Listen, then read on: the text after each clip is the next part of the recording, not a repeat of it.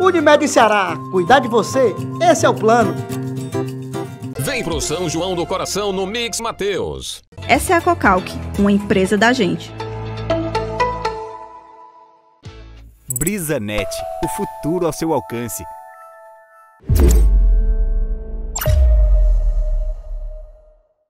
Doutor, fiquei impressionado com esse número. 9 em cada 10 brasileiros se automedica. É muita gente tomando remédio sem prescrição, hein, doutor? É verdade. Infelizmente, é um hábito que o brasileiro tem. A gente está aí entre os campeões de automedicação no mundo. Foi um estudo que foi feito, mas, de qualquer forma, cabe, então, um alerta importante para a população, porque trata-se de um problema de saúde pública. Então, também faz parte das medidas preventivas evitar que isso aconteça. Doutor, isso virou uma febre, sobretudo nesse período de pandemia, que teve muita gente sem qualquer conhecimento receitando medicamento, e aí isso só aumentou ainda mais essa, vamos dizer assim, essa pandemia também de automedicação no nosso Brasil. E aí eu pergunto ao senhor, essa automedicação, isso traz prejuízos para a nossa saúde?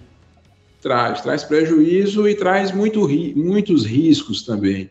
Então, desde o risco da intoxicação, ou seja, a pessoa está tomando uma medicação numa dose inadequada, uma medicação que é inadequada também para aquele determinado caso, por conta própria, e isso pode trazer uma intoxicação, pode trazer também outras situações. A gente tem que lembrar que os sinais ou sintomas como dor de cabeça, uma cefaleia, ela pode ser só uma dor de cabeça, mas pode estar ali sinalizando algum outro quadro, alguma outra doença que deva ser investigada. Então, você tomar um analgésico, por exemplo, que é muito comum, pode mascarar em determinadas situações uma doença que precisa ser realmente tratada, diagnosticada e tratada. Então, por isso a importância do atendimento médico, por isso a importância da orientação correta do farmacêutico.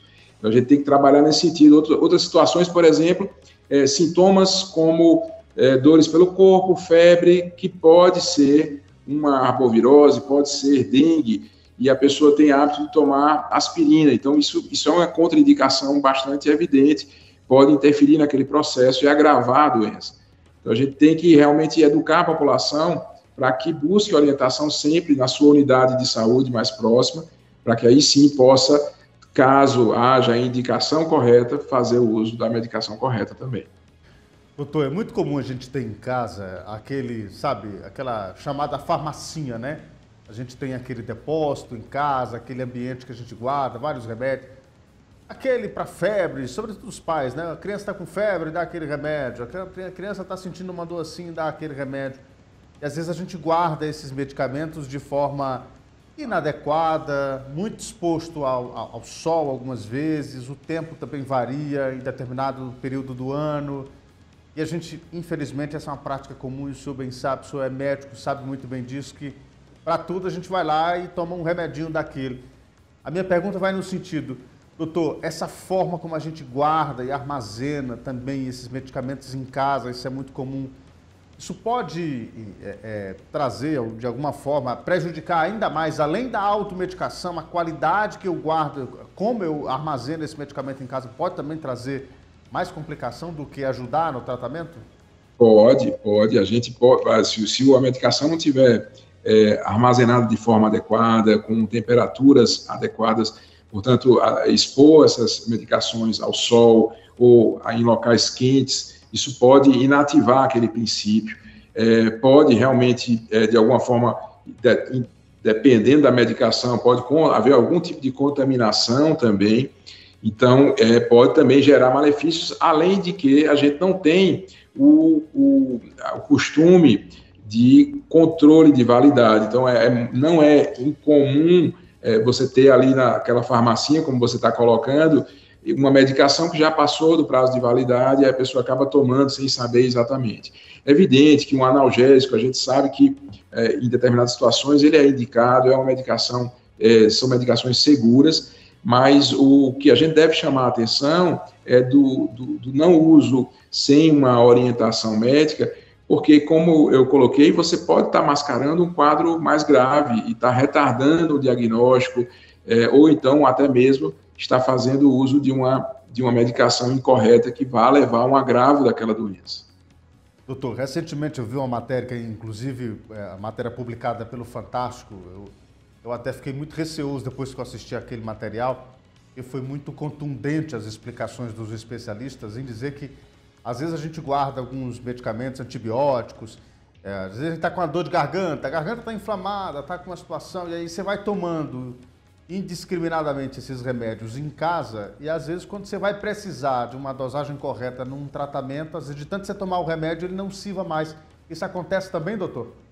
Isso é muito importante, essa tua colocação, porque acontece muito, e é uma das grandes causas de selecionar bactérias que vão ficando ali selecionadas mais resistentes. Então, hoje em dia se tem um pouco mais de controle da dispensação, da venda de antibióticos do que se tinha há 20, 30 anos atrás. Mas, ainda assim, a gente observa isso, observa lacunas em que as pessoas acabam usando o antibiótico de uma forma inadequada, e isso realmente leva a um aumento da seleção de bactérias que vão se tornando cada vez mais resistentes. E a gente tem assistido a isso, quer dizer, cada vez mais a gente precisa usar antibióticos mais potentes para fazer, para que a gente consiga ter aquela resolução daquela infecção. Isso, sem dúvida nenhuma, isso aí, o foco principal, a culpa, se a gente pode falar assim, é do uso indiscriminado de antibióticos. Então, é um ponto fundamental que você colocou. As infecções são, pelo mundo todo, causa de morte, assim, importante número, e a gente tem que combater também a automedicação em relação aos antibióticos, também trazem um grande mal à população. Então, é muito comum também, Alexandre, a gente como médico tem aquela pessoa amiga ou conhecida e chega ali, olha, tem como você me fazer uma receita desse ou daquele antibiótico? E aí a gente tem que dizer que não é uma fala talvez não muito popular, mas é o que tem que ser feito, porque a gente estaria ali contribuindo com esse aumento de seleção de bactérias mais resistentes. Doutor, acaba de chegar aqui uma pergunta pelo nosso WhatsApp, e eu acho interessante uma situação que é muito corriqueira.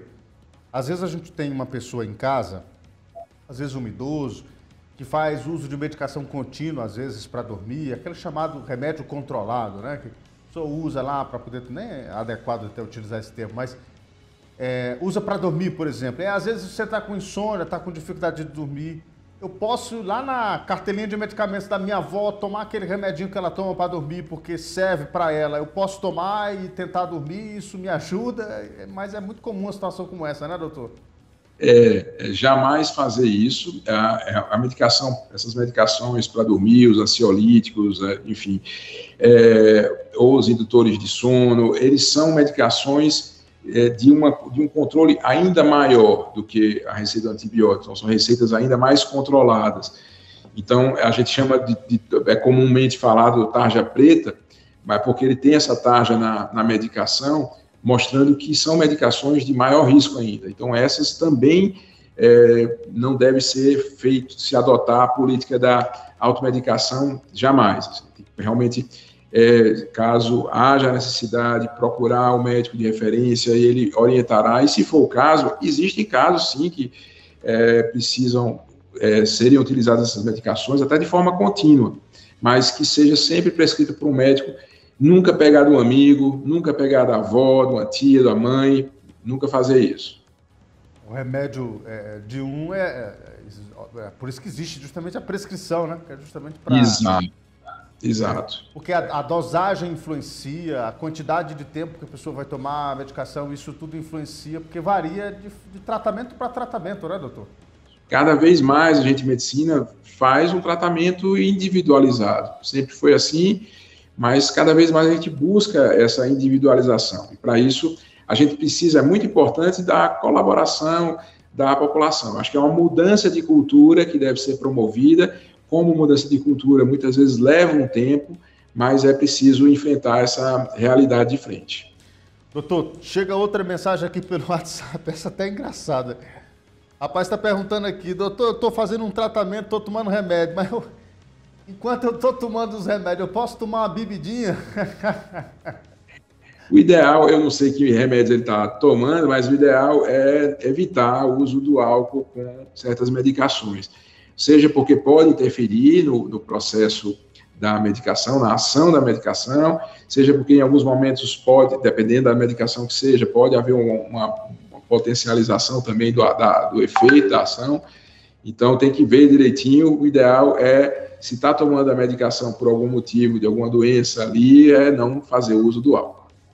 Evita, separa uma coisa da outra, que para ficar bom, para poder depois ir se divertir, né? Depois, quando tiver bom, aí já é outra história. Doutor, às vezes são coisas pequenas, são situações pequenas que a gente acaba nessa correria do dia a dia. Às vezes você fica muito cansado, às vezes bate aquela dor de cabeça, bate aquele cansaço, às vezes bate a insônia, e às vezes você fica, não, vou tomar esse remédio aqui porque é só uma dosagem pequena, é só um comprimido para ver se eu melhoro da dor de cabeça, porque daqui que eu vou no médico, daqui que eu vou pegar fila, eu vou marcar. E aí vem também aqueles outros remédios caseiros, chamados remédio caseiro. Gente que inventa de tudo, é mel com não sei o quê, com alho, com casca de não sei do quê. Esses remédios caseiros, doutor, que às vezes a gente toma naquela ânsia de tentar melhorar, de que forma a gente pode dosar isso também? Isso pode ser prejudicial ou não? Aí vai depender muito das medicações caseiras. A gente cada vez mais entende que existem ali aqueles determinantes culturais, enfim, às vezes a pessoa está inserida num contexto que aquilo faz um sentido de gerações, e aquilo ali, dependendo da medicação, não tendo um efeito realmente maléfico, não, sabidamente sendo alguma coisa que não vai trazer um malefício à saúde, pode ser feito, mas assim, a maior parte das vezes a gente vê que são medicações caseiras, ou são um suco, ou um abacate, ou uma situação assim, que são inócuas, não vai fazer muita diferença. Então não tem nenhuma contraindicação a princípio. Agora tem que saber exatamente qual é esse tipo de medicamento, entre aspas, caseiro, né, que a gente está se deparando. Então, assim, cada caso é um caso. Mas, normalmente, tem chás, né, para tranquilizar, e normalmente não tem nenhum malefício, mas é evidente que tem que ser individualizada essa resposta. Tem que saber exatamente com o que a gente está falando ou do que a gente está falando. Outro ouvinte acaba de mandar mensagem aqui. Casca de aroeira dentro de um copo d'água na porta da geladeira. É bom para infecção, doutor? Eu acho que não vai ter nenhum efeito positivo, não. Acho que não vai fazer muita diferença. Aí, para infecção, depende da infecção, se for infecção viral, se for infecção bacteriana, tem que saber exatamente o que tipo de infecção para saber a medicação correta. Mas o que pode ser feito caseiro para uma infecção que pode ser um coadjuvante é uma hidratação adequada. Beber líquido de forma adequada sempre é bom. Mas, tirando isso, não tem uma medicação ou um chá ou uma aroeira específica. São produtos naturais muito comuns aqui na nossa região. A gente está no sertão e esses experimentos também, né? Dessa experiência de vida, e as pessoas vão tomando esses chás, essas coisas, e às vezes é preciso ter muito cuidado também com o que se mistura, a dosagem, porque isso pode trazer outros efeitos colaterais, não é, doutor? É verdade, tem que saber exatamente o que é aquela situação. Existem chás que realmente têm substâncias que são bastante ativas. Então, é diferente de um chá de camomila, que tudo bem, mas existem chás que a gente sabe que tem substâncias ali ativas. Então, tem que saber do que se está falando para poder... Então, a pessoa a ser procurada realmente é uma orientação do profissional médico. Doutor, outra pergunta que chega aqui pelo nosso WhatsApp. Elistênio, pergunte aí ao doutor. Estou querendo emagrecer. O que é melhor? Fazer dieta e academia ou tomar remédio para emagrecer? É uma pergunta bastante interessante e a resposta é bastante complexa também. Então, a resposta inicial depende do caso. em todas as situações de sobrepeso, de obesidade, o caminho inicial, em todas elas, é a mudança de hábito de vida. Então, seria uma alimentação regrada e saudável com uma atividade física, desde que liberada pelo médico. Uma vez liberado pelo médico a atividade física, partindo para essa ideia da mudança de alimentação, de um padrão alimentar, você, em alguns casos, você pode lançar mão de medicamentos que são aprovados para esse fim. Então, existe profissionais médicos, existe o nutrólogo, existe o endocrinologista, que muitas vezes lidam com essas situações de prescrição, aí sim, de medicações que são adequadas. Jamais partir para qualquer tipo de automedicação. A gente vê que é bastante comum, até em mercados paralelos, a venda de medicações que são até teoricamente aprovadas para esse fim, mas são utilizadas de forma inadequada. Então, é realmente fundamental procurar um médico que seja, de fato, capacitado para tratar problemas de obesidade. A gente sabe que a obesidade ela tem um impacto muito grande, muito importante na saúde da população, no mundo, no Brasil não é diferente, mas existem hoje tratamentos cada vez mais avançados, desde a mudança de hábito até a cirurgia, né, que é um outro extremo, cirurgia bariátrica. Todos os caminhos têm sua indicação médica de forma ética e de forma que haja um respaldo científico. Então, tem que saber exatamente em qual caso cada paciente está se encaixando. Perfeitamente. Doutor, uma última pergunta aqui, vinda do nosso WhatsApp, também fala sobre esse assunto de saúde do corpo. O uso de suplementos alimentares, aqueles famosos próteins da vida, whey, não sei o que o pessoal toma na academia. Eu posso considerar isso também como medicação ou como um suplemento alimentar? Eu posso estar tomando isso? Isso substitui a alimentação ou não? Qual a orientação que o senhor pode passar para quem está a fim de começar? A gente pode sim considerar como uma automedicação, porque esses suplementos, muitos interferem na saúde mesmo. Então, assim, e precisa ser prescrito de forma correta por um profissional capacitado, um nutrólogo mesmo, ou um endocrinologista, que trate de obesidade ou que trate de questões de medicina do esporte também, é uma outra especialidade médica que também cuida desse tipo de... e também prescreve.